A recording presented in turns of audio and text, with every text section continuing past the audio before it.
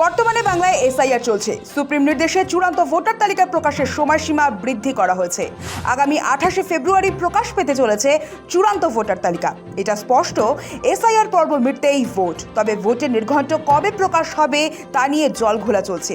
কয় দফায় ভোট করা হবে তা নিয়ে আলোচনা চলছে। এসবের মাঝেই এবার রাজ্যের মুখ্য নির্বাচনী আধিকারিক মনোজ আগরওয়ালের সঙ্গে বৈঠকে বসতে চলেছেন মুখ্য নির্বাচন কমিশনার জ্ঞানেশ কুমার। শুক্রবার সকালে ভিডিও কনফারেন্সের মাধ্যমে এই বৈঠক হতে চলেছে।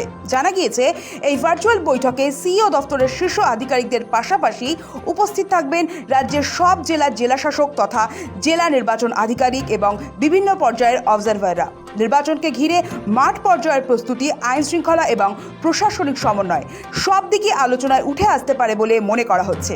মার্চের শুরুতেই রাজ্যে আসছে কমিশনের প্রতিনিধি দল। এরই মধ্যে জানা গিয়েছে, মার্চের শুরুতেই রাজ্যে আসছে নির্বাচন কমিশনের উচ্চ পর্যায়ের প্রতিনিধি দল। সফরকালে তারা জেলার ডিইও, পুলিশ কমিশনার এবং জেলা পুলিশ সুপারদের সঙ্গে সরাসরি বৈঠক করবেন। শুধু প্রশাসনিক কর্তারাই নন, ভোটের সময় নজরদারি ও আইন শৃঙ্খলা রক্ষায় যুক্ত বিভিন্ন এনফোর্সমেন্ট সংস্থার সঙ্গেও পৃথকভাবে আলোচনা হওয়ার সম্ভাবনা রয়েছে।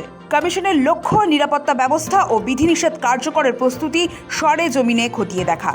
আগামী এপ্রিল-মে মাসে তামিলনাড়ু, কেরল, অসম ও পুদুচেরির পাশাপাশি পশ্চিমবঙ্গেও বিধানসভা নির্বাচন হওয়ার সম্ভাবনা রয়েছে। মার্চের দ্বিতীয় বা তৃতীয় সপ্তাহে ভোটের নির্ঘণ্ট ঘোষণা হতে পারে বলে ইঙ্গিত মিলেছে।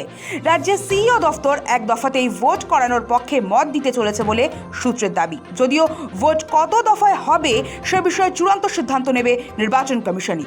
অতিমারির আবহে 2021 সালে পশ্চিমবঙ্গে 8 দফায় বিধানসভা নির্বাচন হয়েছিল, যা নিয়ে তীব্র সমালোচনার মুখে পড়েছিল নির্বাচন কমিশন।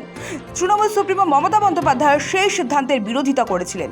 তার আগে নরেন্দ্র মোদী সরকারের সময়ে 2016 সালে রাজ্যে 7 দফায় ভোট হয়। ইউপিএ আমলে 2011 সালে যে নির্বাচনে বামেদের হারিয়ে তৃণমূল কংগ্রেস জোট ক্ষমতায় আসে, 6 দফায় বিধানসভা ভোট হয়েছিল। শুক্রবার কমিশনের সঙ্গে সিইওর বৈঠকে এসআইআর পর্বের পরে চূড়ান্ত ভোটার তালিকার প্রকাশ নিয়েও আলোচনা গুরুত্ব পেতে পারে বলে মনে করছেন অনেকে। এদিকে সুপ্রিম কোর্টের নির্দেশ মেনে ভোটার তালিকার বিশেষ নিবিড় সংশোধন কর্মসূচির সময়সূচি নতুন করে নির্ধারণ করেছে কমিশন। সংশোধিত সূচি অনুযায়ী 14 ফেব্রুয়ারির মধ্যে নোটিশ সংক্রান্ত শুনানি শেষ করতে হবে। নথি যাচাই ও নিষ্পত্তির কাজ চলবে 21শে ফেব্রুয়ারি পর্যন্ত।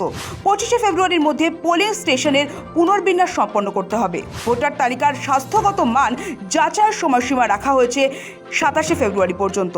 সব শেষে 28শে ফেব্রুয়ারি প্রকাশিত হবে চূড়ান্ত ভোটার তালিকা।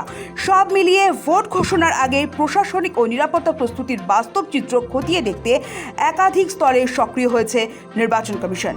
ব্যুরো রিপোর্ট, সময়, কলকাতা।